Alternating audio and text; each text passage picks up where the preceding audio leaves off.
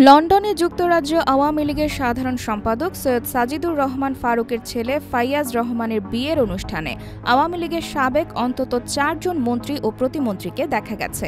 লন্ডনের O2 এলাকায় স্থানীয় সময় রোববার ইন্টারকন্টিনেন্টাল হোটেলে ওই বিয়ের অনুষ্ঠানের আয়োজন করা হয়।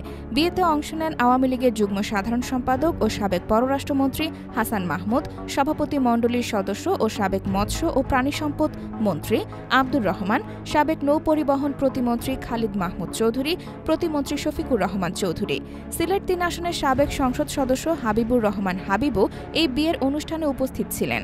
গত বছরের ৫ আগস্ট গণ অভ্যুত্থানে ক্ষমতাচ্যুত আওয়ামী লীগ সরকারের সাবেক ৪ মন্ত্রী প্রতিমন্ত্রীকে এই প্রথম একসঙ্গে কোনো অনুষ্ঠানে দেখা গেল। এর আগে গত বছরের ৮ ডিসেম্বর লন্ডনে শেখ হাসিনার ভার্চুয়াল সমাবেশে প্রথমবারের মতো প্রকাশ্যে দেখা যায় সভাপতি মণ্ডলীর সদস্য ও সাবেক মন্ত্রী আব্দুর রহমান এবং শফিকুর রহমান চৌধুরীকে। এ বছরের ২রা ফেব্রুয়ারি লন্ডনে আওয়ামী লীগের কর্মী সমাবেশে দেখা যায় সাবেক প্রতিমন্ত্রী খালিদ মাহমুদ চৌধুরীকে। ৩০ মার্চ লন্ডনে ঈদের জামাতে প্রকাশ্যে আসেন আওয়ামী লীগের যুগ্ম সাধারণ সম্পাদক ও সাবেক পররাষ্ট্রমন্ত্রী হাসান মাহমুদ।